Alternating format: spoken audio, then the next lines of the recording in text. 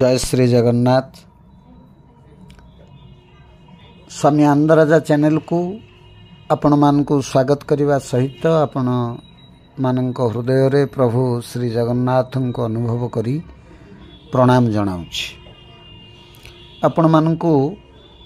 दीर्घ दिन धरी आध्यात्मिक जगत सनातन मार्गदर्शनर पुराण कथा गीता भागवत वेद वेदांत विभिन्न कथा मालिका नेकरी किछि कथा आज पर्यंत आमे आलोचना कले, किंतु सनातन मार्गदर्शनर गोटे महत्व कथा जो सब रही आमर माँ माने कहीं कपाल रे सिंदूर लगाती, मेहंदी करती, विवाह समय रे हलदी कहीं लगेकरी बाड़ुओ पानी गाधंती, शंखा चूड़ी कहीं पिंधती, आउ गोड़ विषयांगुटी रे जो आमे लगौचे मुदी झुंटिया बोली कहूचे कहीं लगाती, गोईठी पाखरे पाउंजी कहीं लगाती, अंटारे अंटा सूता कहीं लगाती, कान नाक कहीं फोड़ाती, से स्वर्ण अलंकार कहीं लगाती। ये सब बहुत कथा आमर तत्वगत भाव रे एवं ताहा वैज्ञानिक कारण दृष्टि सबू अच्छी। जेपरी माँ माने तांकर कान फोड़ाती, सेतेबेले थिला पेंडी आउ झरा रिंग आजिकल नहीं टप एम सब नाना प्रकार अलंकार रे भूषित होती कान रे, एवं कान रे केवल गोटे जगार से छिद्र करिकी पिंधती नुह, कानर बहु बहु स्थान रे छिद्र करी विभिन्न छोट बड़ अलंकार रे सज्जित हुंती। ता द्वारा कौन हुए ना माँ मानकर गाइनिंग प्रॉब्लम जो सब हुए से कानर जोटा पूरा कोमल कानर अंतिम तलपटू जो रही अंतिम खंड से खंडटा अत्यंत कोमल, से जगटा आपण मझी पॉइंट को चेपिकी धरतु देखिए से माँ मानकर रही गाइनिंग जेते प्रकार प्रॉब्लम हुए से जगटा छिद्र होगी जदि अलंकार लगेबे ताले माँ मानकर गाइनिंग प्रॉब्लम कम हुए। ता ऊपर को अच्छी श्वास काश जो लंग्स प्रॉब्लम जदि कार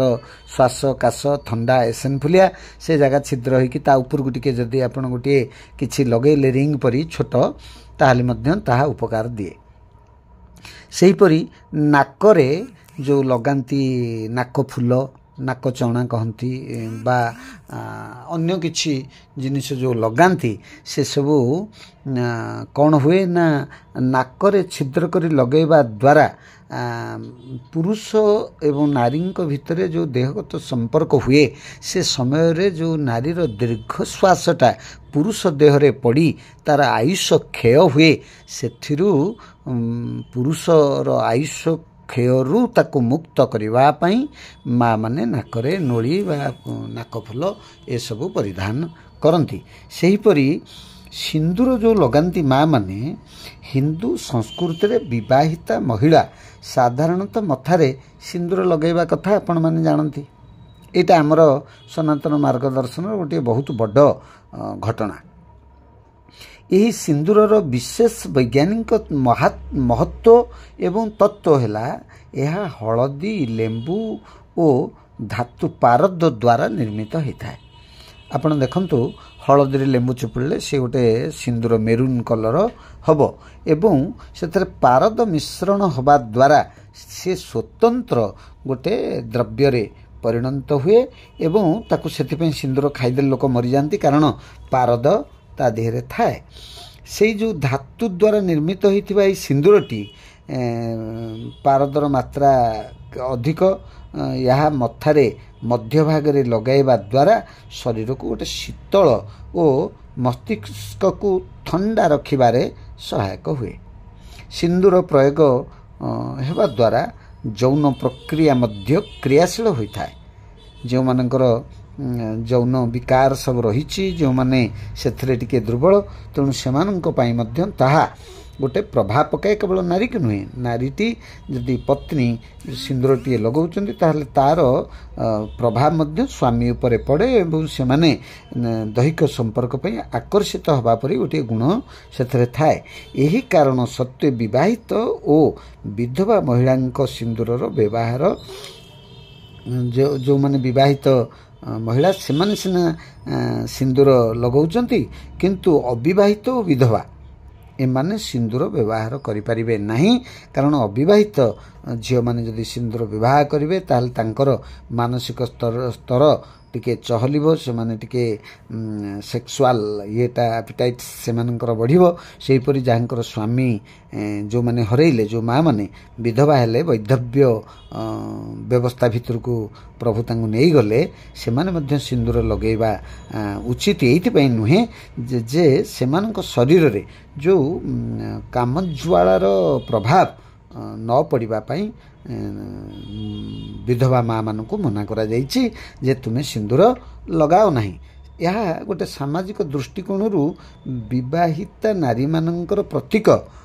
जहाँ सिंदूर लगे से माने आमको गोटे अत्यंत मनोरम एवं गोटे माँ देवी रूप से आसंती जदि तांकर स्वामी अछंती एटा हमर गोटे परंपरा स्वामी पाई सिंदूर लागे जदि सिंदूर लागिछि ताहले आमे बुझुछु ये सधबा स कहिले युक्त बी कहिले वियुक्त विधवा अर्थ स्वामी ठारू वियुक्त तेणु से सिंदूर लगेबे नहीं सधबा अर्थ स्वामी सहित युक्त जी युक्त से सिंदूर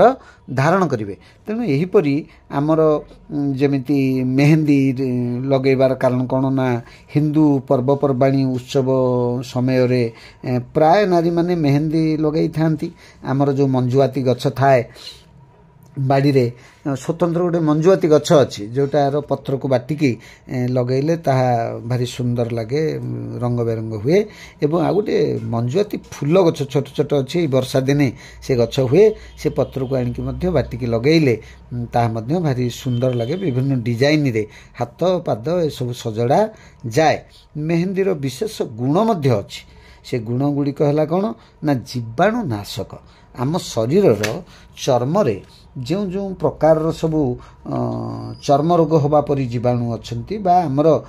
देहरे हाथ रे मुंडरे जदि किछि जीवाणु आसुचंती जाहाकु आमे